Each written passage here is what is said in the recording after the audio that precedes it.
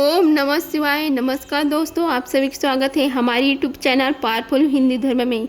आज हम आप सभी को सावन मास में शिव महापुराण में विंध्येश्वर सहित में कथा अध्याय 6 का रसपान कराएंगे, जिसमें वर्णन है देव प्रतिमा का पूजन तथा शिवलिंग के वैज्ञानिक स्वरूप का विवेचन। आइए रसपान कीजिए कथा अध्याय 6 का। ऋषियों ने कहा, साधु शिरोमणि सूत जी, हमें देव प्रतिमा के पूजन की विधि बताइए जिससे अभीष्ट फल की प्राप्ति होती है।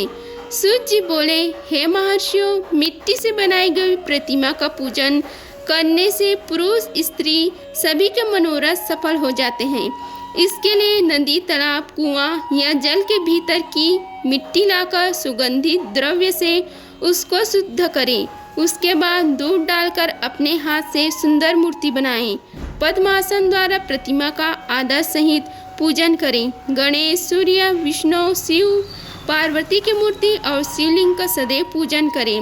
संपूर्ण मनोरथ की सिद्धि के लिए 16 उपचारों द्वारा पूजन करें।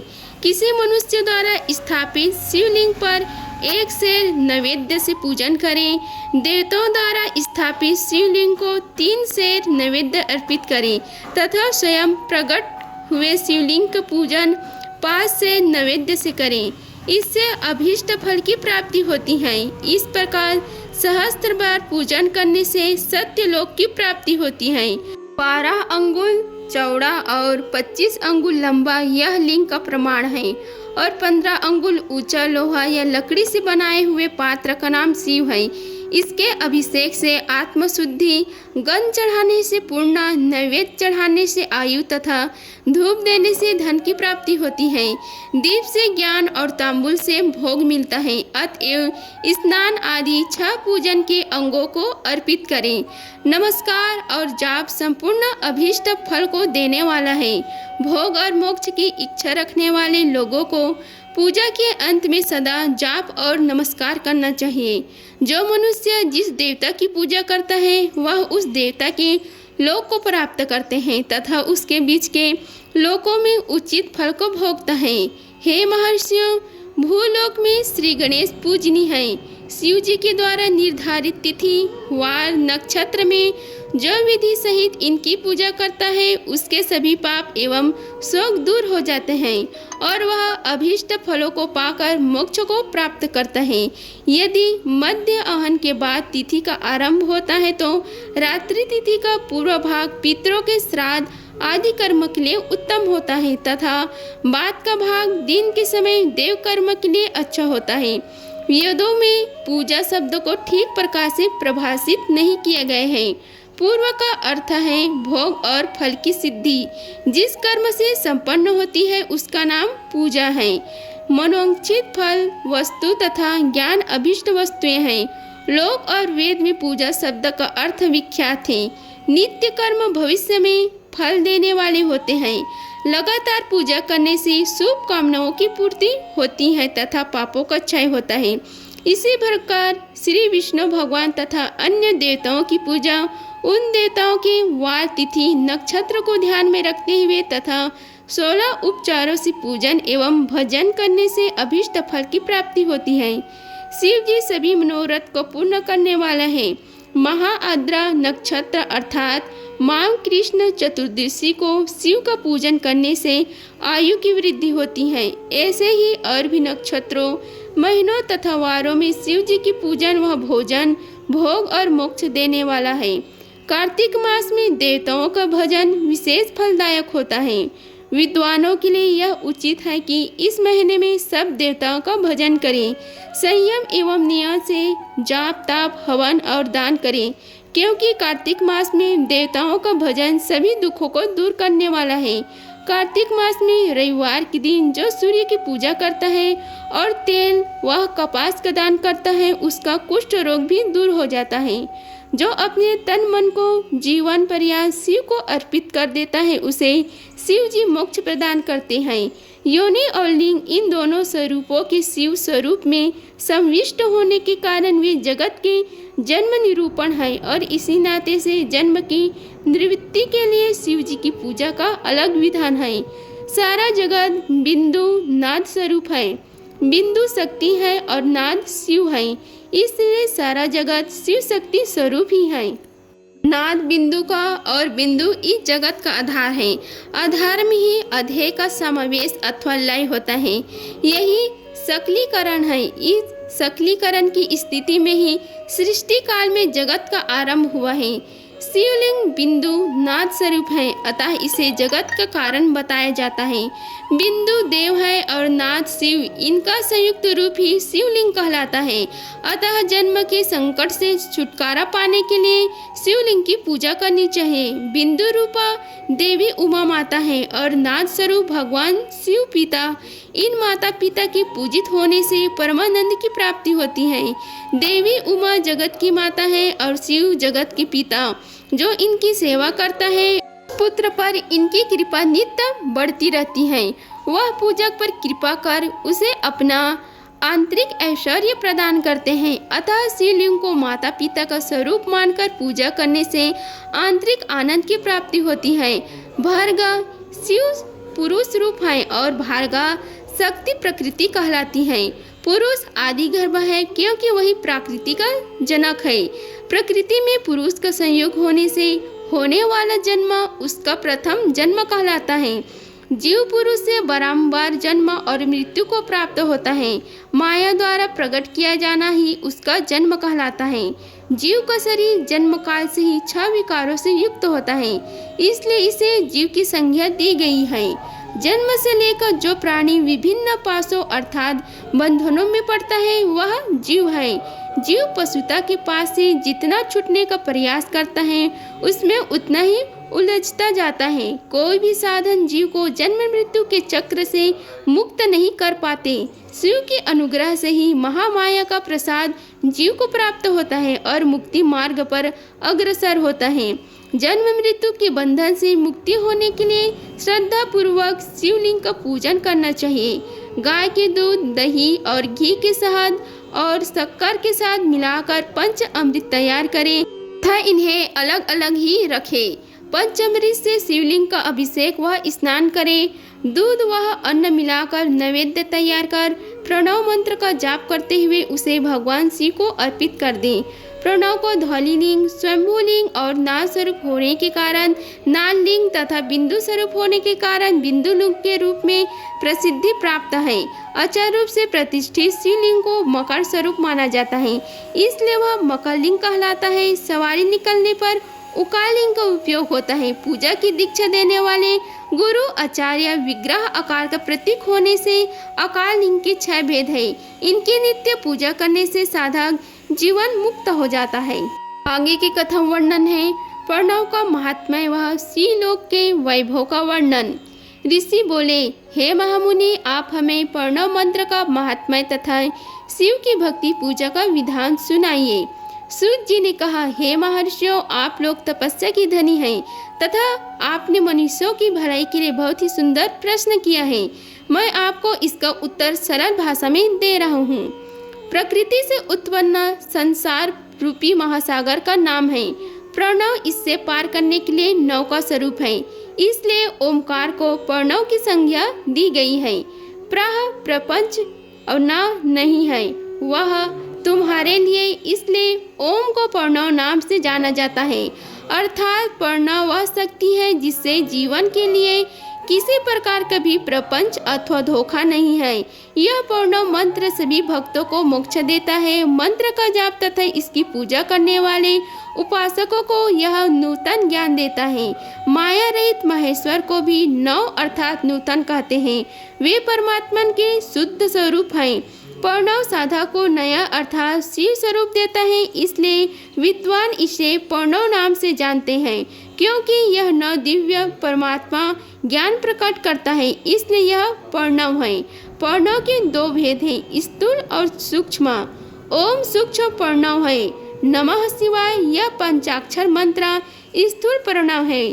शिव मुक्ति पुरुष के लिए शिव प्रणव के जाप का विधान है, क्योंकि यह सभी साधनों का सार है। देह का विलय होने तक सूक्ष्म प्रणव मंत्र का जाप अर्थभूत परमात्मा तत्व का अनुसाधन कराता है। शरीर नष्ट होने पर ब्रह्म स्वरूप शिव को प्राप्त करता है। इस मंत्र का 36 करोड़ बार जाप करने से मनुष्य योग्य हो जाता है। यह अकार, उकार, मकार, बिंदु और नाद सहित अर्थात अ, उ, मा 3 दीर्घ अक्षरों और मात्राओं सहित पढ़ना होता है, जो योगियों के हृदय में निवास करता है। यही सब पापों का नाश करने वाला है। अ शिव है, उ शक्ति और मकार इनकी एकता है। पृथ्वी, जल, तेज, वायु और आकाश, 5 भूत तथा शब्द, स्पर्श आदि 5 विषय, कुल मिलाकर 10 वस्तुएं मनुष्यों की मुकामना के विषय में है। इनकी आशा मन में लेकर जो कर्मों का अनुष्ठान करते हैं वे प्रवृत्ति मार्गी कहलाते हैं, तथा जो निष्काम भाव से शास्त्रों के अनुसार कर्मों का अनुष्ठान करते हैं वे निवृत्ति मार्गी हैं। वेद के आरंभ में तथा दोनों समय की संध्या के वंदना के समय सबसे पहले उकार का प्रयोग करना चाहिए। पर्णों के 9 करोड़ जाप से पुरुष शुद्ध हो जाता है, फिर 9 करोड़ जाप से पृथ्वी की, फिर इतनी ही जाप से तेज की, फिर 9 करोड़ जाप से वायु की और फिर 9 करोड़ जाप से गंध की सिद्धि होती है।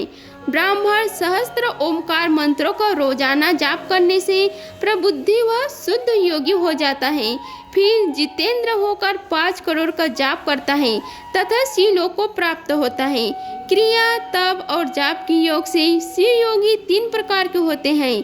धन और वैभव से पूजा सामग्री एकत्र कर अंगों से नमस्कार आदि करते हुए इष्ट देव की प्राप्ति के लिए जो पूजा में लगा रहता है वह क्रिया योगी कहलाता है।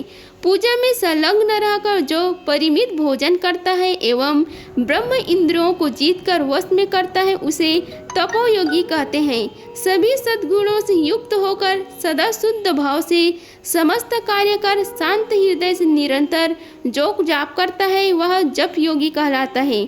जो मनुष्य 16 उपचारों से श्री योगी महात्माओं की पूजा करता है वह शुद्ध होकर मुक्ति को प्राप्त करता है। आगे कथम वर्णन है। जप योग का वर्णन। ऋषियों, अब मैं तुमसे जप योग का वर्णन करता हूँ। सर्वप्रथम मनुष्य को अपने मन को शुद्ध कर पंचाक्षर मंत्र नमः शिवाय का जाप करना चाहिए। यह मंत्र संपूर्ण सिद्धियां प्रदान करता है। इस पंचाक्षर मंत्र के आरंभ में ओम का जाप करना चाहिए। गुरु के मुख से पंचाक्षर मंत्र का उपदेश पाकर कृष्ण पक्ष प्रतिपदा से लेकर चतुर्दशी तक साधक रोज एक बार परिमित भोजन करे, मौन रहे, इंद्रियों को वश में रखे, माता पिता की सेवा करे, नियम से 1 सहस्त्र पंचाक्षर मंत्र का जाप करे, तभी उसका जप योग शुद्ध होता है। भगवान शिव का निरंतर चिंतन करते हुए पंचाक्षर मंत्र का जाप लाख जाप करे। जाप का काल में शिव के कल्याणमय स्वरूप का ध्यान करें।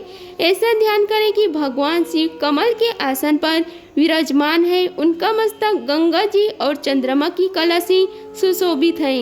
उनकी बाईं ओर भगवती उमा विराजमान है। अनेक शिवगण वहां खड़े होकर उनकी अनुपम छवि को निहार रहे हैं। मन में सदा शिव को बारंबार स्मरण करते हुए सूर्यमंडल से पहले उनकी मानसिक पूजा करें। पूर्व की ओर मुख करके पंचाक्षर मंत्र का जाप करें। उन दिनों साधक शुद्ध कर्म करे तथा अशुद्ध कर्मों से बचे रहे।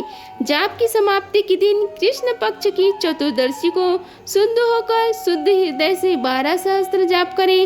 तत्पश्चात ईशान, तत्पुरुष, अघोर, वामदेव तथा संयुक्त जात के प्रतीक स्वरूप 5 शिव भक्त ब्राह्मणों का वरुण कर शिव पूजन विधि पूर्वक कर होम प्रारंभ करें। विधि विधान से भूमि को शुद्ध कर वेदी पर अग्नि प्रज्वलित करें। गाय के घी से 1100 अथवा 1000 आहुति स्वयं दे या 108 आहुति ब्राह्मण से दिलाई। दक्षिणा के रूप में 1 गाय अथवा बैल देना चाहिए।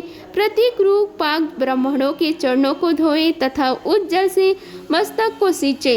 ऐसा करने से अगणित तीर्थों में तत्काल स्नान का फल प्राप्त होता है। इसके उपरांत ब्राह्मणों को भरपूर भोजन कराकर देवेश्वर शिव से प्रार्थना करे कि फिर 5 लाख जाप करने से समस्त पापों का नाश हो जाता है। पुनः 5 लाख जाप करने पर भूतल से सत्यलोक तक 14 भुवनों पर अधिकार प्राप्त हो जाता है। आगे की कथा में वर्णन है कर्म माया और ज्ञान माया का तात्पर्य। माँ का अर्थ है लक्ष्मी, उससे कर्म भोग प्राप्त होता है, इसलिए यह माया अथवा कर्म माया कहलाती है। इसी से ज्ञान भोग की प्राप्ति होती है, इसलिए उसे माया का ज्ञान माया भी कहा गया है। उपयुक्त सीमा से नीचे नश्वर भोग है और ऊपर नित्य भोग। नश्वर भोग में जीव सकाम कर्मों का अनुष्ठान करता हुआ विभिन्न योनियों वह लोकों के चक्कर काटता है। बिंदु पूजा में तत्पर रहने वाला उपासक नीचे के लोकों में घूमते हैं। निष्काम भाव से शिवलिंग की पूजा करने वाले ऊपर के लोक में जाते हैं। नीचे कर्म लोक है और यहाँ संसारिक जीव रहते हैं। ऊपर ज्ञान लोक है जिसमें मुक्त पुरुष रहते हैं और आध्यात्मिक उपासना करते हैं। आगे के कथन वर्णन है शिवलोक के वैभव का वर्णन। जो मनुष्य सत्य अहिंसा से भगवान शिव की पूजा में तत्पर रहते हैं, काल चक्र को पार कर जाते हैं। काल चक्रेश्वर की सीमा तक महेश्वर लोक है। उससे ऊपर वृषभ के आकार में धर्म की स्थिति है। उसके सत्य, शौच, अहिंसा और दया 4 पाद है। वह साक्षात शिवलोक के द्वार पर खड़ा है। क्षमा उसके सिंह है। सम कान है। वह वेद ध्वनि रूपी शब्द से विभूषित है। भक्ति उसके नेत्र, वह विश्वास और बुद्धि मन है। क्रिया आदि धर्म रूपी वृषभ है जिस पर शिव अरुण होते हैं। ब्रह्मा, विष्णु और महेश की आयु को दिन कहते हैं। कारण स्वरूप ब्रह्मा के सत्य लोक पर्यान 14 लोक स्थित हैं, जो 5 भौतिक गंध से परे हैं। उनसे ऊपर कारण रूप विष्णु के 14 लोक हैं तथा उससे ऊपर कारण रूपी रुद्र के 28 लोकों की स्थिति है। फिर कारण व्यय शिव के 56 लोक विद्यमान हैं। सबसे ऊपर 5 आवरणों से युक्त ज्ञानमय कैलाश है, जहाँ 5 मंडलों, 5 ब्रह्मकालों और आदि शक्ति से संयुक्त आदिलिंग है, जिसे शिवालय कहा जाता है। वही पराशक्ति से युक्त परमेश्वर शिव निवास करते हैं। वे सृष्टि, पालन, संहार, तिरोभाव और अनुग्रह आदि कार्यों में कुशल हैं। नित्य कर्मों द्वारा देवताओं का पूजन करने से शिव तत्व का साक्षात्कार होता है। जिन पर शिव की कृपा दृष्टि पड़ चुकी है वे सब मुक्त हो जाते हैं। अपने आत्मा में आनंद का अनुभव करना ही मुक्ति का साधन है। जो पुरुष क्रिया, तप, जाप, ज्ञान और ध्यान रूपी धर्मों से शिव का साक्षात्कार करके मोक्ष को प्राप्त कर लेता है, उसके अज्ञान को भगवान शिव दूर कर देते हैं। आगे के कथन वर्णन है शिव भक्ति का साक्षात्कार। साधक 5 लाख जाप करने के पश्चात भगवान शिव की प्रसन्नता के लिए महाअभिषेक एवं नैवेद्य से शिव भक्तों का पूजन करे। भक्त की पूजा से भगवान शिव बहुत प्रसन्न होते हैं।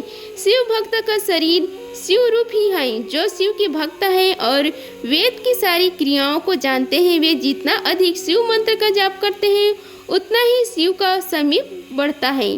शिव भक्त स्त्री का रूप पार्वती देवी का है तथा मंत्रों का जाप करने से देवी का संधिया प्राप्त हो जाता है।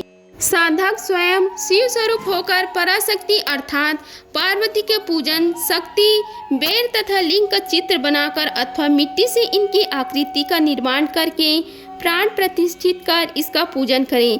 शिवलिंग को शिव मानकर अपने को शक्ति रूप समझकर शक्ति लिंग को देवी मानकर पूजन करें। शिव भक्त शिव मंत्र रूप होने के कारण शिव के स्वरूप है। जो 16 उपचारों से उनकी पूजा करता है उसे अभीष्ट फलों की प्राप्ति होती है।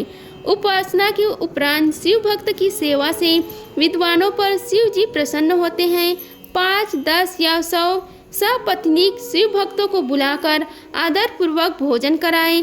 शिव भावना रखते हुए निष्कपट पूजा करने से भूतल पर फिर जन्म नहीं होता। अगर वीडियो अच्छी लगी होगी तो वीडियो को लाइक कीजिए, चैनल को सब्सक्राइब कीजिए और कमेंट बॉक्स में ओम नमः शिवाय लिखिए। धन्यवाद। मिलते हैं अगले वीडियो में, तब तक के लिए हर हर महादेव।